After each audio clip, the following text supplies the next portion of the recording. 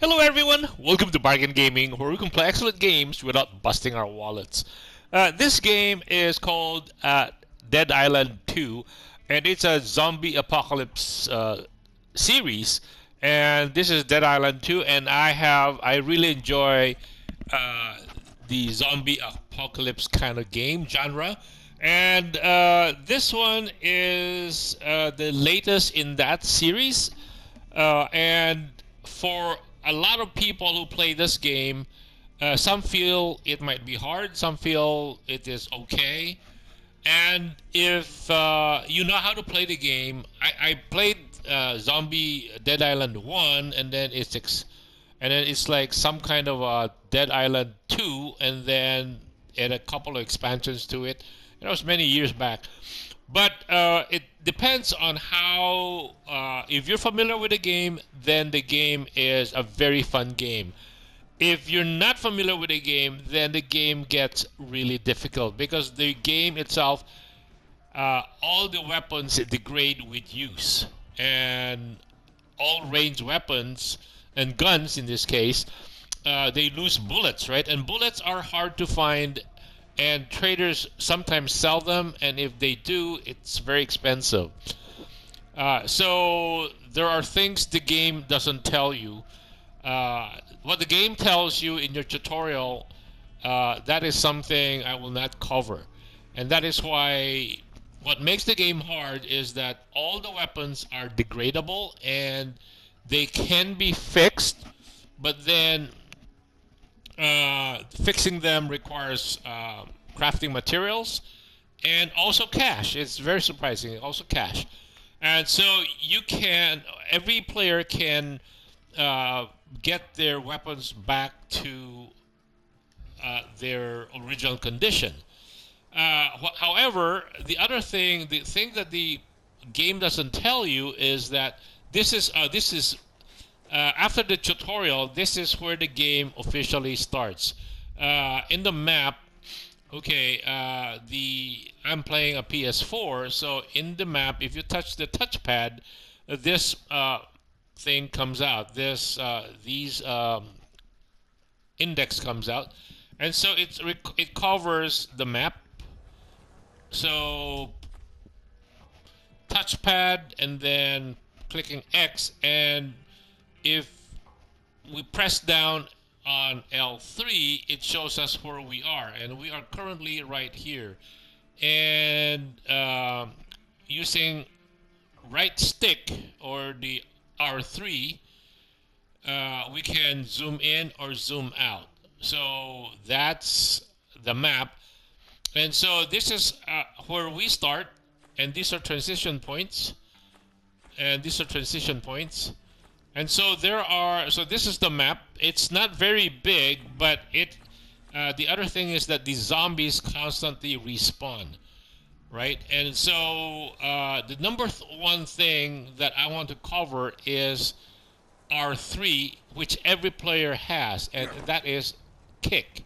If we press down on R3, we can kick them. It does not. This is my favorite weapon. So we can kick them. It doesn't require stamina. It doesn't require strength.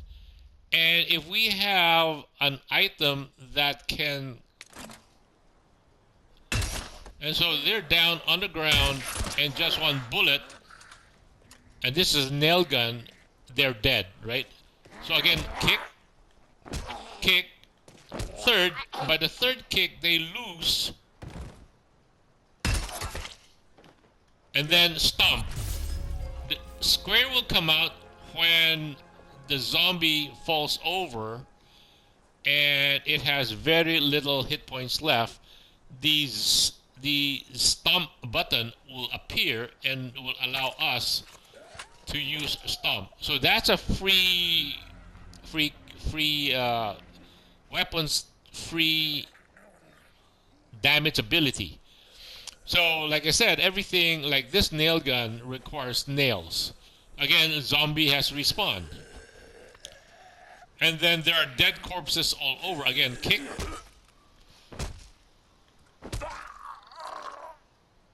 So they lose their stability. One bullet through the cheekbone, and it's dead, right? And so another zombie has respawned. Okay, the kick is the most important skill to learn. First, it has distance before they can get to you, because some of them are rushers. Most common zombies, the lowest end, are shamblers. So the kick is easy to time, right? And it doesn't cost any stamina, it doesn't cost any strength, and we can do it all the time without losing anything. Right? Anything else like melee weapons, these are melee weapons, melee weapon, melee weapon. All of the melee weapons where we have either R2 is a standard slash, but they're slow, right? Look at this. It's slow. They have their speeds too. And because they're slow, that's a standard slash. Or we can hold R2 down, and that is a heavy slash. But then the stamina line at the bottom comes out and shows that we have used up stamina to do a heavy attack. A light attack doesn't use stamina. A kick doesn't use stamina. So for me, the kick is the most important skill to get familiar with. To become familiar, or not get familiar, but become familiar with. And so again, we can kick this guy. And then each zombie has a stamina bar. Like a health bar is the red one, and then the stamina bar at the bottom, the white bar,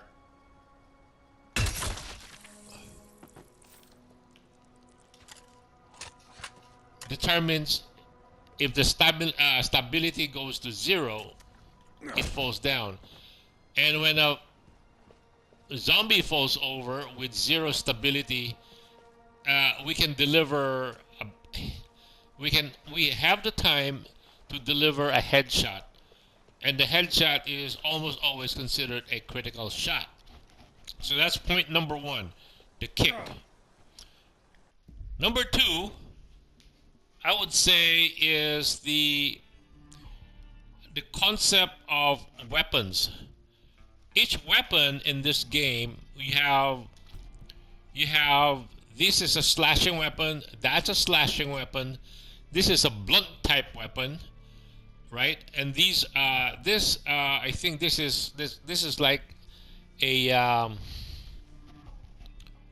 what do you call it, sledgehammer. And so it's a blunt type weapon, and these other 5 are what do you call, range weapons. And this is a police baton, but this is considered a named weapon. This is a brutalizer. It's a machete. It's a legendary. So these weapons, and we can put fire. We can put different kinds of additional, what do you call this? Additional elemental effects, or not all of them are elemental effects. Like fire, electricity are elemental effects. These are weakening. That's weakening. This is extra force. That causes bleed. And then I don't have the electrical weapon here, so they're electrical, fire, bleed. And so if it is advisable that we have bladed and blunt weapons and range weapons, and also different elementals, because zombies that have that are akin to fire will take almost no damage if we use a fire type weapon. If they have or if they are electrical, akin to electric, like this shotgun rifle, they are almost immune to any damage, including the kinetic damage, the caused by the bullet, not just the element, but even in kinetic damage. So they become invulnerable. uh, very resistant to it, almost 100% immune. And these are that little. So they're impact weapons and slashing weapons.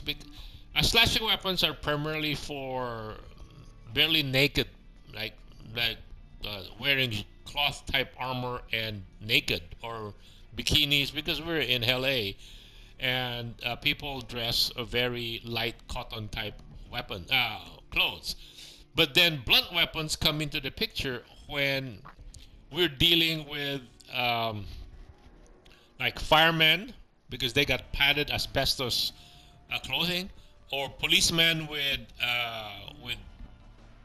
security type, or like they have their Kevlar chest vest, helmet, and stuff like that.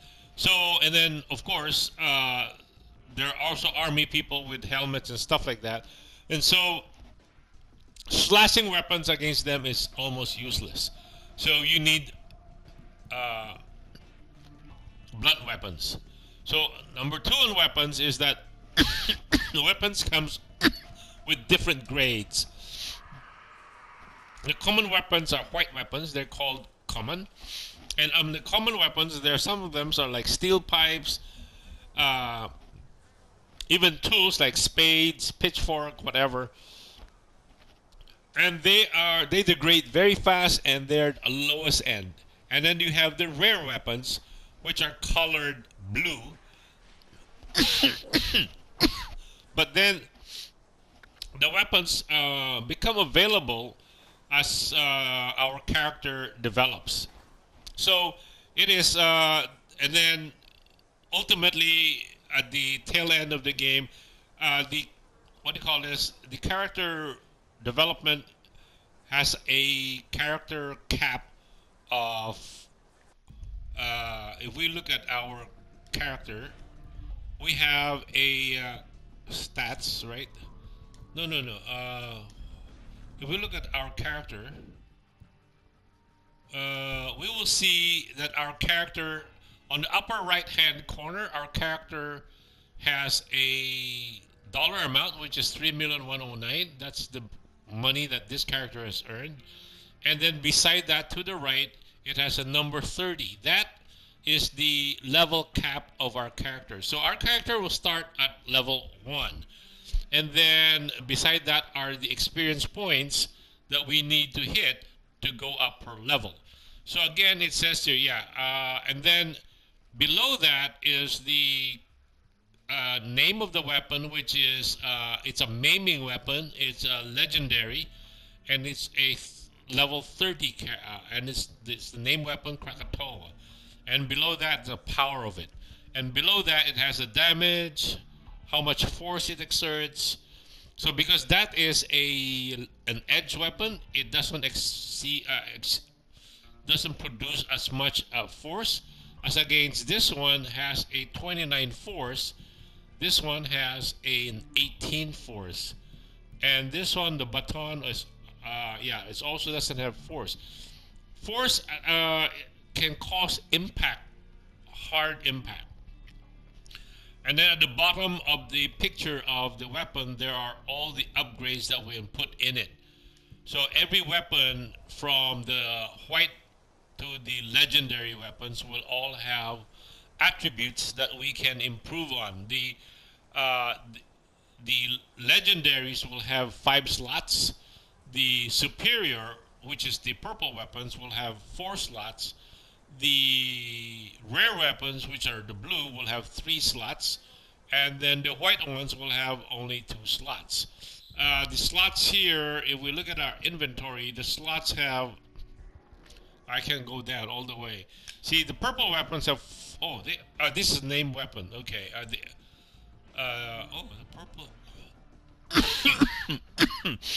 Sorry. I guess they have 4, and they have 5, then the blues are 4, and then the whites are 3. Because the rightmost one is almost always locked. I mean, we cannot improve it. It's locked. We don't have a choice. So that's in terms of weapons. And then the weapons, level with us together with the zombies. All the zombies, let's say we are in a, this is the starter map. So we're at level 30, and when we meet zombies here, they are almost all of them are at our level. When we started the game, the zombies are level with us at 1. So when we're level 2, the whole map or the whole world levels with us, including the weapons that we pick up in the game. So here, we came through here, right? Oh, there's another zombie, right? Okay. And these are usually the shamblers, walkers. You can see them. Oh, you saw the. Whoa, okay.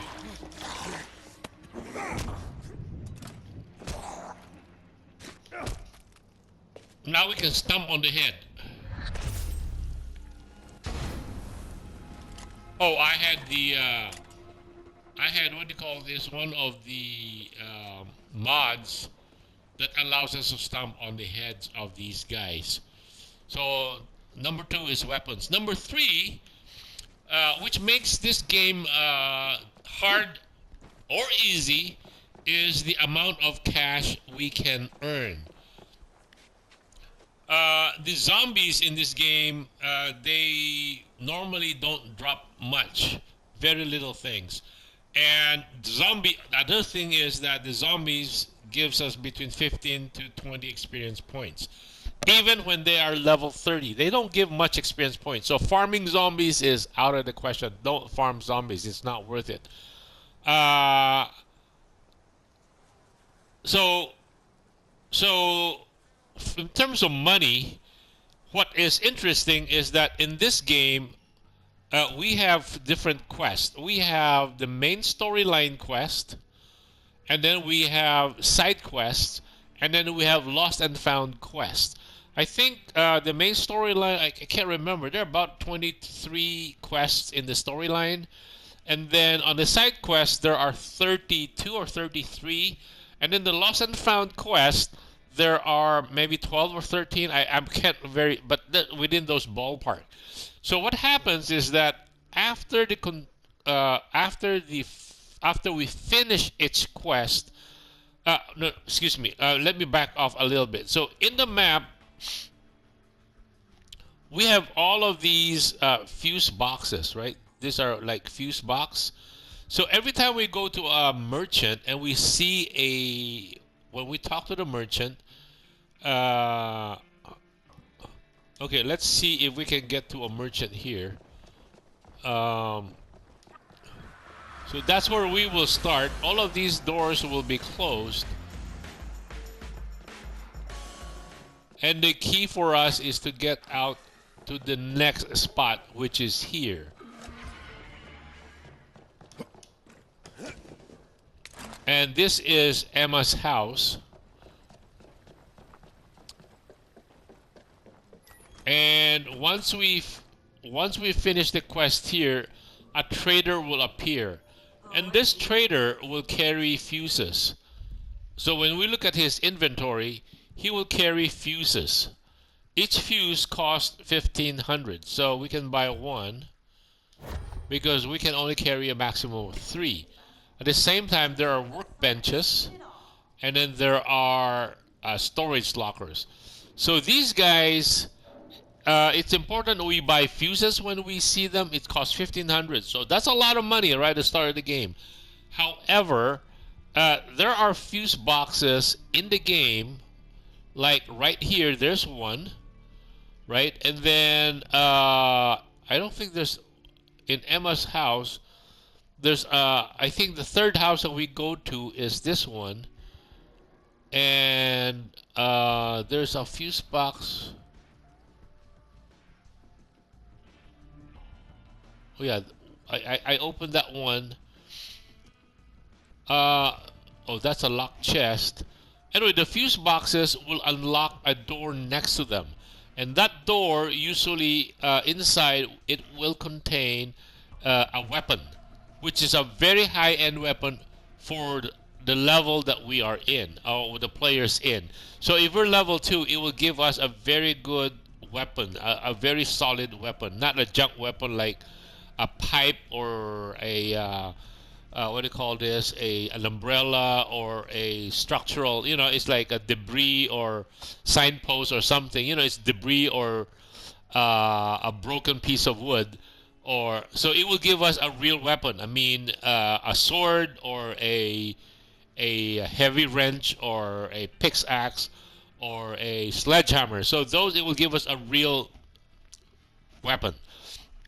And then at the early part of the game, I think up to around level 5, the weapons will be below the cost of the fuse, which is 1500. But beyond 5, the weapon drops become every fuse box you come across, the weapon will drop, will almost always be worth more than the 1500 used. So here, over here, this one, that was my first weapon that I got, and it was a good one. I can't remember but it served me in the in a third of this part here. It was a very good weapon. I can't remember what it is. And so fuse boxes are good items to make money from in the future. Every time you come a fuse, this fuse box I never got to because it's really underground. So you have to go. A player have to go through the tunnel. Where's the tunnel? The tunnel's under here. There's a tunnel here, and then under the house, there's a inside the tunnel. It might show up here, but it's not really here. It's actually underneath. And so that's one way. That's fuse boxes. Pay attention to fuses. And I would, in my playthrough, I did not open. After finding out those good weapons, I have not been opening fuse boxes until the blue loot was started to drop. And then, of course, once it's the purples, and those are worth a ton of money. And then, okay, the third point here is that throughout the game, we will come across red chests. Red chests will respawn. Red chests contain high-end, for our level at the time, within the storyline. So in my playthrough, Venice Beach has 1, 2, 3. I think 3. 1, 2,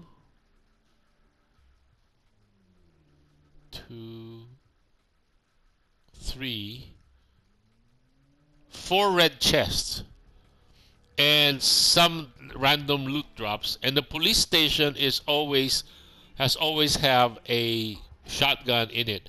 So after every quest, storyline, side quest, or lost and found, after finishing that, all of those chests will respawn, and the loot will drop loot again, and the loot will always be adjusted to the level of the player. So try to remember where the red chests are. The Pier has 3.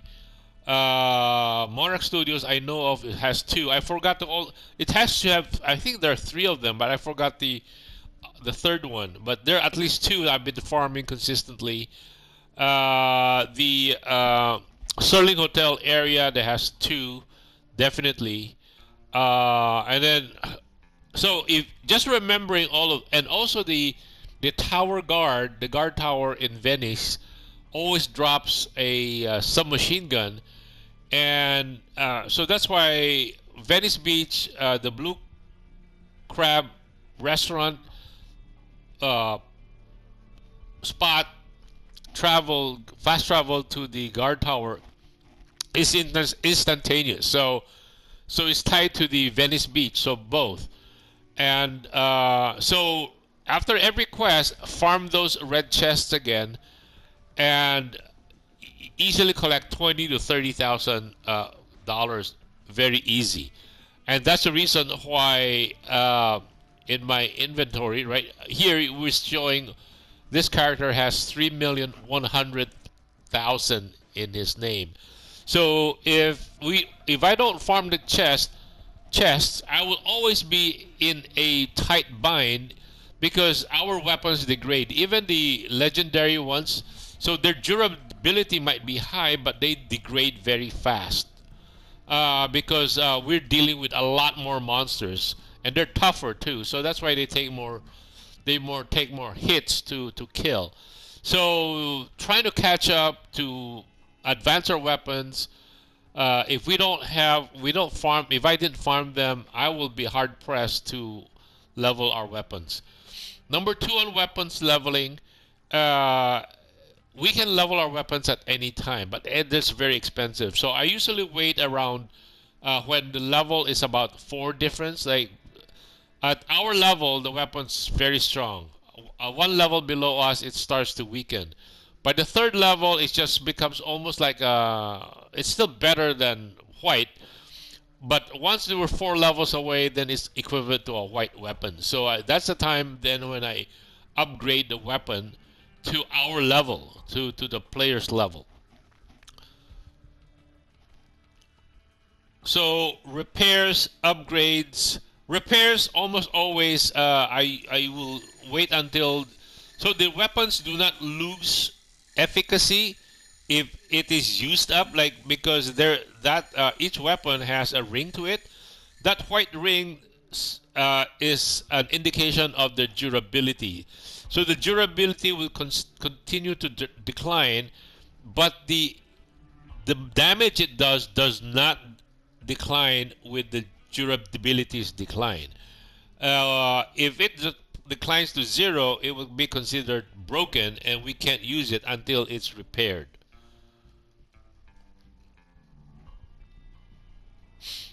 So I guess those are our timer went off. So I guess those are the things that should help you once you understand where the money can become, where we can make money.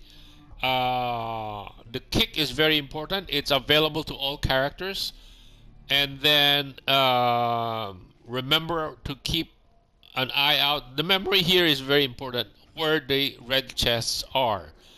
And given all the number of quests, 23 on the main mission, 32, 33 on the side quest, and another 12 to 14 on the missing quest, there's a ton of money to be made. Anyway, I hope you guys enjoy the game. Thank you very much, and I really had a great time playing this game. So I would advise, and I think this game is really bargain cheap right now. Take care, and I'll see you in the next game. Bye.